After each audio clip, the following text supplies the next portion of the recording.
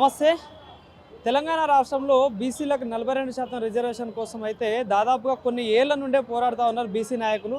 So Congress party ప్రధానంగా BC డిక్లరేషన్లో భాగంగా 42% reservation కల్పిస్తాం బీసీలకు అని చెప్పేసి కామారెడ్డి డిక్లరేషన్లో భాగంగా చెప్పడం జరిగింది. సో దీనిపైనే బీసీ నాయకులందరూ వరుసగా పోరాటం అయితే చేస్తూ ఉన్నారు, ధర్నాలు చేస్తూ ఉన్నారు. సర్పంచ్ ఎన్నికలు కావచ్చు, ముందు జరిగిన ఎమ్మెల్యే ఎలక్షన్స్ కావచ్చు, ఇప్పుడు రాబోయే మున్సిపల్ ఎలక్షన్స్ కావచ్చు, వీటన్నిటిలో మాకు బీసీలకు 42% రిజర్వేషన్ కల్పించాలి, కల్పించకపోతే ప్రభుత్వాన్ని ప్రశ్నిస్తూనే ఉంటామని చెప్పేసి మాట్లాడుతున్నాం. ఈరోజు ట్యాంక్ బండ్ పై ఉన్న అంబేద్కర్ విగ్రహం దగ్గర కూడా బీసీ నాయకులందరూ పెద్ద ఎత్తున ధర్నా కార్యక్రమం అయితే నిర్వహిస్తూ ఉన్నారు. సో దీనికి సంబంధించి మనతో పాటు మాట్లాడడానికి విక్రమ్ గౌడ్ గారు అయితే ఉన్నారు మనతో పాటు. అన్న నమస్తే.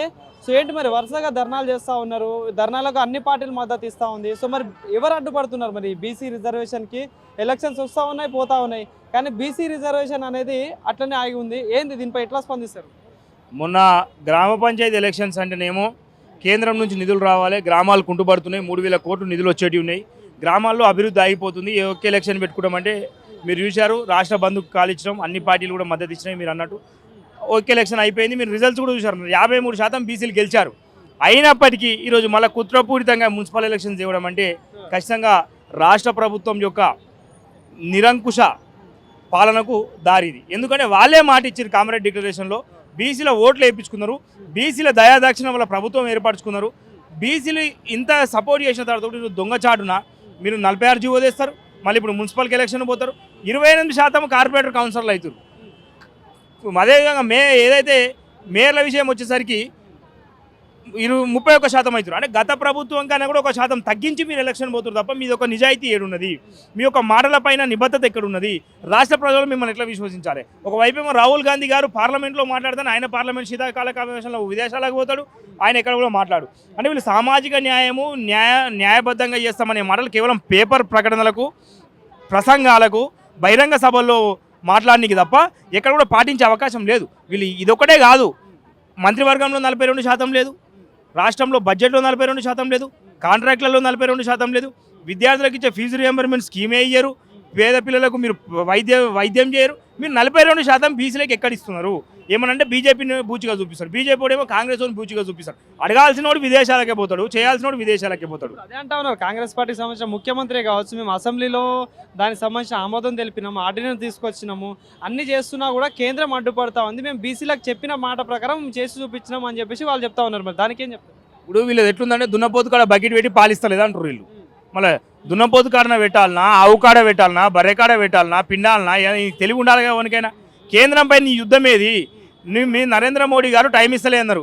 మన సమ్మిట్కు పోయినప్పుడు 45 నిమిషాలు టైం ఇచ్చినప్పుడు 4 నిమిషాలు బీసీల కోసం మాట్లాడలే కదా, అది ఎవరు తప్పు? కనీసం కేంద్ర మంత్రులు మీరు అడ్డుకోలే కదా. ఇప్పుడు వాళ్ళు మెస్సీ వచ్చిండే, మెస్సీ వల్ల ప్రజలకి ఏమైనా ఉపయోగం ఉందా?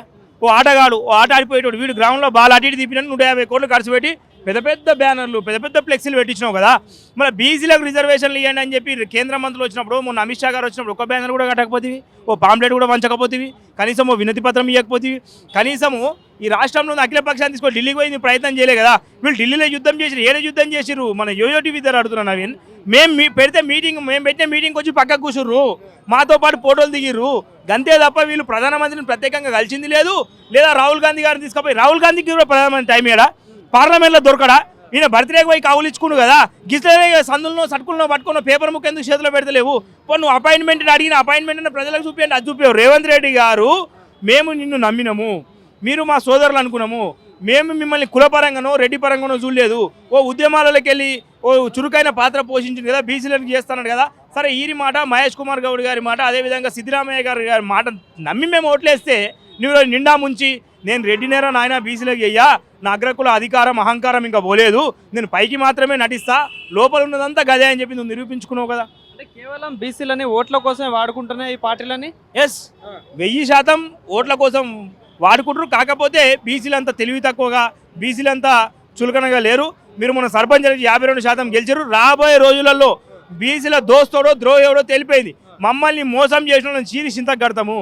ఎమ్మెల్యేలు కాదు కదా, కనీసం వార్డు మెంబర్ కూడా గెలవలేరు రాబోయే రోజులు. చూడు నువ్వు ఏదో అధికార మదంతో ఇప్పుడు 2 సంవత్సరాలు మేము చేసామనుకుంటారు తప్ప, ఇప్పటికైనా బుద్ధి తెచ్చుకొని, సిగ్గు తెచ్చుకొని, ఏదైతే మున్సిపల్ ఎలక్షన్ దాన్ని అడ్డు ఆపండి, బీసీల కోసం చేయండి, మీ ప్రకటించండి, మీరు ఏం చేయగలుగుతారు.